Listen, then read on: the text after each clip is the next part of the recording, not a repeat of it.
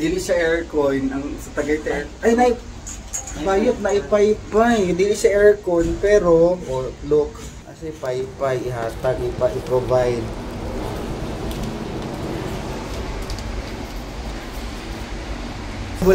Pag mulapas na siya dito sa Murag. Ay! Ito pala! Makita man diri oh! Hi friends! Live na live tayo! Oh my god! So scary! Nasosyalan! Guys! Nandito kami ngayon sa Maokong Gondola. Crystal yung pinili namin. 500,000 siya guys! Char na! So yun Again, for the Crystal Cabin, ang regular na one day pass, limited rides ng gondola yung kinuha namin. Kasi,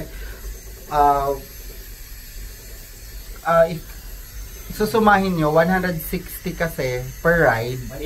180 per ride. Tapos babalik ka, that's 360. So, kinuha na namin yung one day pass kasi it's only for 300. Kung maisipan namin later to stop by the Taipei Zoo.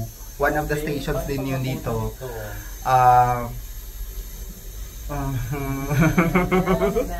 Dapat natin nasunod. Ginoo ko. Ginaglingaw na ako galingon mag-mat-mat. Para mawala ako. Ako bakit? Shalan. Ay, nato Taipei Zoo. Where?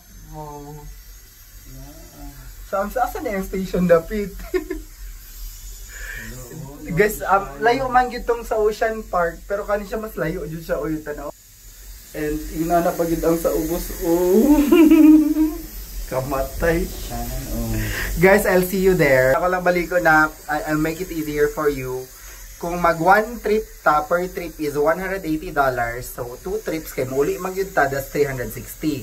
Among gikuha $300 lang ang unlimited na siya nga rides. Pwede ta mohunong sa Taipei Zoo nga station and then mobalik na po sa Maokong kay sa ubos sa Maokong station.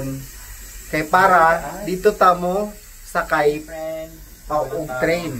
So that's 300 lang instead of paying 360 tas plus $50 for the Crystal Cabin. Murang habog jud kay isa uy tanaw to sa mga kawayan man na habog na ba ng kaway. Ayo jud ra bayot. Mo gitip ra ba na nila Hoy! No gitip na diri ra guys, diri ra ko sa kilid.